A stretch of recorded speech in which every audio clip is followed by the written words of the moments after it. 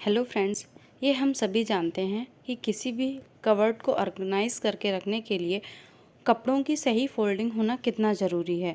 तो आज मैं आपके साथ कुछ टिप्स और ट्रिक्स शेयर करने वाली हूँ।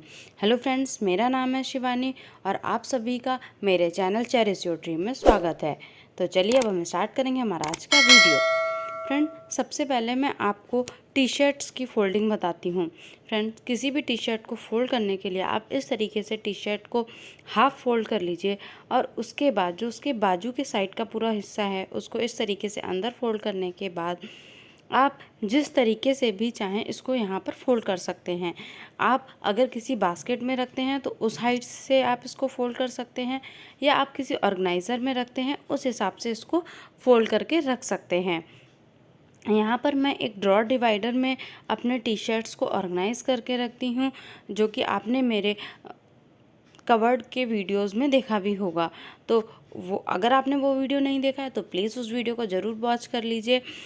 उसका लिंक मैं आपको नीचे डिस्क्रिप्शन बॉक्स में और आई बटन में ज़रूर दे दूँगी। तो देखिए फ्रेंड्स, इस तरीके से मैं अपने टी शर्ट को रखती हूँ। फ्रेंड, जीन्स को भी आप बहुत तरीक़ों से रखते होंगे, लेकिन अगर आप इस तरीके से जीन्स को रखेंगे तो वो ज़्यादा अच्छे से आप देखेंगे, आप ज़्यादा अच्छे से आप रख पाएंगे। तो आपने देखा किस तरीके से मैंने इसको हाफ़ फोल्ड करने के बाद यहाँ पे जो साइड से जो एक्स्ट्रा कपड़ा निकला है उसको अंदर मोड़कर और आप इस तरीके से अपने जीन्स को फोल्ड कर सकते हैं। फ्रेंड, इसके बाद बारी आती है कुर्तियों की। फ्रेंड्स, तो कुर्ती को फ़ोल्ड करने के लिए अगर आपकी कुर्ती 3/4 में है तो आप उसको इस तरीके से हाफ़ फोल्ड करके और उनकी बाजू को इस तरीके से फोल्ड कर सकते हैं। सेम प्रोसेस आप दूसरी तरफ भी लगा सकते हैं और उसके बाद कुर्ती को हाफ़ एंड हाफ़ में आप इसको फोल्ड कर सकते हैं। उसके बाद अगर आप किसी बास्केट में ऑर्गेनाइज़ करके रखते हैं तो आप उसको एक और फोल्ड मार सकते हैं।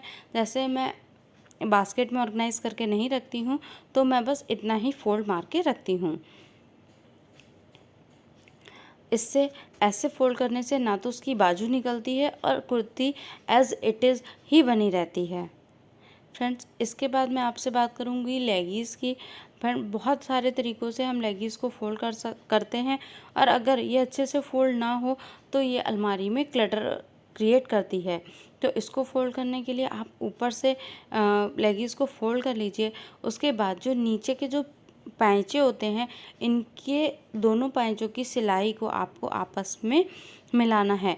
इससे आपका जो दूसरी साइड का क्रीज़ है लेगीज़ का, वो भी बन जाएगा।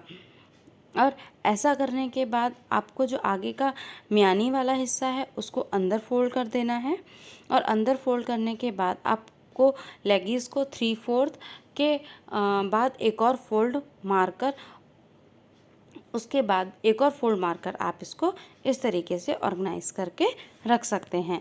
ऐसे आप अपनी लेगी को कहीं पे भी रखेंगे, लेगी आपकी ख़राब नहीं होने वाली है। फ्रेंड, सबसे बड़ा टास्क होता है इस तरीके के जो हमारी लॉन्ग कुर्तियाँ होती हैं उनको रखने के लिए, और जिसमें स्पेशली अगर वो कुर्ती में अच्छा घेर है तो ऐसी कुर्तियों को तय करने के लिए आप सबसे पहले कुर्ती को अच्छी तरीके से बेड पे, फर्श पे, जहाँ पर भी आप चाहें उसको अच्छे से पहले बिछा लीजिए और उसके बाद ऊपर से तो आपको आधा ही फोल्ड करना है और नीचे का जो घेर है उसको भी आपको उसी सीध में फोल्ड कर लेना है और जो एक्स्ट्रा बचा कपड़ा है उसको आपको दोबारा इधर साइड फोल्ड कर देना है, जैसा कि आप वीडियो में देख रहे हैं। सेम प्रोसेस आपको दूसरी साइड भी रिपीट करना है। इस तरीके से आपकी जो लॉन्ग कुर्ती है उसकी क्रीज़ भी ख़राब नहीं होगी और आपकी कुर्ती आसानी से तय भी हो जाएगी। मैंने बहुत लोगों से सुना है कि जो लॉन्ग गाउन वाली कुर्तियाँ होती हैं या लॉन्ग गाउन होते हैं उनको तय करने में दिक्कत होती है। तो अगर आप इस तरीके से करेंगे तो कभी भी उनकी जो प्रेस है या जो क्रीज़ है या जो आपकी कुर्तियाँ वो ख़राब नहीं होंगी। ये देखिए, अब ये तय होने के बाद बिल्कुल भी नहीं लग रहा है कि ये लॉन्ग और इतनी घेर वाली कुर्ती है। और अगर आप किसी बास्केट में ऑर्गेनाइज़ करके रखते हैं तो आप इस तरीके से भी इसको फोल्ड करके रख सकते हैं। फ्रेंड, अब आती है सॉक्स की बारी। फ्रेंड्स, जो सॉक्स होते हैं इनमें आपने कई बार देखा होगा कि एक सॉक्स कहीं हो जाता है और एक सॉक्स कहीं और। इससे क्या होता है, हमारे सॉक्स खो जाते हैं और जब हमें ज़रूरत होती है तो हमें नए परचेज़ करने पड़ते हैं। तो इसके लिए आपको सबसे पहले सॉक्स की आपको याद रखना, आपको एड़ी से एड़ी मिलानी है, तो जिससे कि आपके सॉक्स की तह सही आएगी। उसके बाद इस तरीके से आपको फोल्ड कर देना है और फोल्ड करने के बाद जो ऊपर वाले सॉक्स की इलास्टिक है उसको पूरे सॉक्स पर आपको इस तरीके से चढ़ा देना है। अब आप इस सॉक्स को कैसे भी रखें, इसकी तह भी नहीं खुलने वाली है और ये सही रहेगा। फ्रेंड, और एक इस तरीके के सॉक्स आते हैं, एक्चुअली मुझे इनका नाम बिल्कुल भी याद नहीं आ रहा है इनके इन सॉक्स को क्या बोलते हैं, लेकिन आजकल ये सबके घरों में मिलेंगे। तो इन सॉक्स को तय करने के लिए आप एक सॉक्स के अंदर दूसरे सॉक्स को इस तरीके से डाल दीजिए और उसके बाद आप इनको ऊपर से फोल्ड कीजिए और ऊपर से फोल्ड करने के बाद जो नीचे वाली इलास्टिक है उसको आप ऊपर चढ़ा दीजिए। अब ये देखिए, ये सॉक्स भी बिल्कुल खुलेगा भी नहीं और आप जहाँ चाहें इसको ऑर्गेनाइज करके रख सकते हैं। फ्रेंड, इसी तरीके से जो हमारे टॉप होते हैं, स्पेशली जो नीचे इस तरीके से फ्रिल वाले टॉप होते हैं, उनको भी आपको लॉन्ग कुर्ती जो मैंने आपको दिखाई थी बिल्कुल उसी तरीके से तय करना है। उसी जैसा आपने ऊपर फोल्ड किया उसी तरीके से नीचे उसको फोल्ड करना है और सेम पैटर्न को आपको दूसरी साइड भी फॉलो करना है। तो इस तरीके से जो भी घेर वाला या तो टॉप है या कुर्ती है या कुछ भी है, आपको तय करने में बिल्कुल भी दिक्कत नहीं होगी और कपड़ा भी ख़राब नहीं होने वाला है। तो फ्रेंड, मुझे ज़रूर बताइएगा कि आपको मेरा वीडियो कैसा लगा।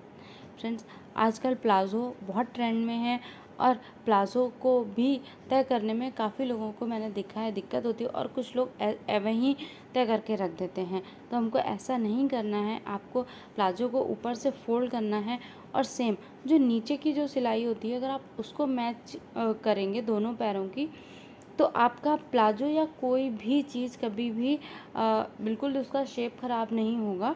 तो आप इस तरीके से कर सकते हैं और उसके बाद में जो म्यानी वाला पार्ट है, जो एक्स्ट्रा पार्ट है, आप उसको अंदर फोल्ड करके और प्लाजो को हाफ एंड हाफ में फोल्ड कर सकते हैं।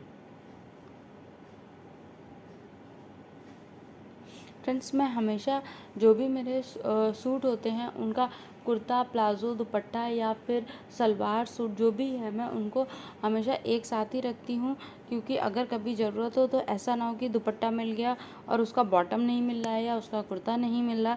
तो मैं हमेशा ही इस तरीके से कुर्ते के अंदर फोल्ड करके इसको रखना पसंद करती हूँ। फ्रेंड, नेक्स्ट बारी है सलवार की। सलवार भी काफ़ी लोगों को काफ़ी परेशानी होती है और एक्चुअली जब मैं भी थोड़ी छोटी थी तो एक्चुअली जब मेरी भी एज कम थी तो मुझे भी सलवार तय करना नहीं आती थी। तो मेरी कज़न जो दीदी थी उन्होंने मुझे सलवार तय करना बताया। वही आइडिया मैं आज आपके साथ शेयर कर रही हूँ। उन्होंने मुझे यही बताया था कि दोनों पैचों की जो सिलाई होती है आप उसको इस तरीके से मैच कर लो, तो आगे का जो क्रीज़ है वो खुद ब खुद बन जाएगा। उसके बाद म्यानी से पकड़ के थोड़ा सा खींचकर आप इसको प्रॉपर सेट कर सकते हैं। उसके बाद जो एक्स्ट्रा म्यानी वाला पार्ट है उसको आप अंदर फोल्ड कर लीजिए और उसके बाद भी आप देखेंगे थोड़ा और पार्ट बाहर निकल रहा है। इस पार्ट को आपको दोबारा अंदर साइड में इस पार्ट को आपको फोल्ड कर देना है। तो बस यहाँ पर आपकी इस तरीके से सलवार भी तय हो जाएगी। फ्रेंड, जो सलवार है ये बिल्कुल अभी धुली हुई है, इसलिए मैंने आपको इसमें बताया कि देखिए इस तरीके से भी आप आसानी से क्रीज बना सकते हैं। Friends, last but not the least, ये जो है ये मेरा नाइट सूट है। तो नाइट सूट का जो लोअर है इसमें भी आपको सेम पैटर्न फॉलो करना है। जो पैटर्न हमने प्लाजो या सलवार में बनाया था, आपको वही पैटर्न को इसमें फॉलो करना है। उसके बाद कई बार आपने देखा होगा कि जो नाइट सूट है इसका जैसे अगर इसका जो बॉटम है अगर वो प्रॉपर तय नहीं है या फिर उसका कई बार छोटा सा, जैसे उसकी जो ब्रेथ होती है अगर वो कम होती है, तो उसके टॉप को मैं किस तरीके से तय करना है ये मैं आपको इसका टॉप तय करके बताने वाली हूँ। फ्रेंड, अब देखिए अगर इस टॉप को मैं हाफ करके फोल्ड करूँगी तो ये इसमें एडजस्ट नहीं हो पाएगा। तो यहाँ पर देखिए अगर मैं इस तरीके से इसको हाफ़ करके फिर हाफ़ करके फ़ोल्ड करूँगी तो इसकी जो चौड़ाई है वो प्लाजो से ज़्यादा आ जाएगी, और अगर मैं टॉप को प्लाजो के अंदर रखूँगी तो वो बाहर निकला निकला लगेगा और वो अच्छा नहीं दिखेगा। तो यहाँ पर आप इसको एक बार फ़ोल्ड करके फिर से फ़ोल्ड कर सकते हैं। सेम पैटर्न को आपको दूसरी साइड में भी करना है, और इस तरीके से आपका टॉप जो है वो भी कम चौड़ाई में तय हो जाएगा और इसको आप इजीली अपने लोअर में रख सकते हैं। तो जब भी आप अपना नाइट सूट उठाएंगे तो आपको अलग अलग नहीं ढूंढना पड़ेगा और आपको एक जगह पर ही मिल जाएगा। थैंक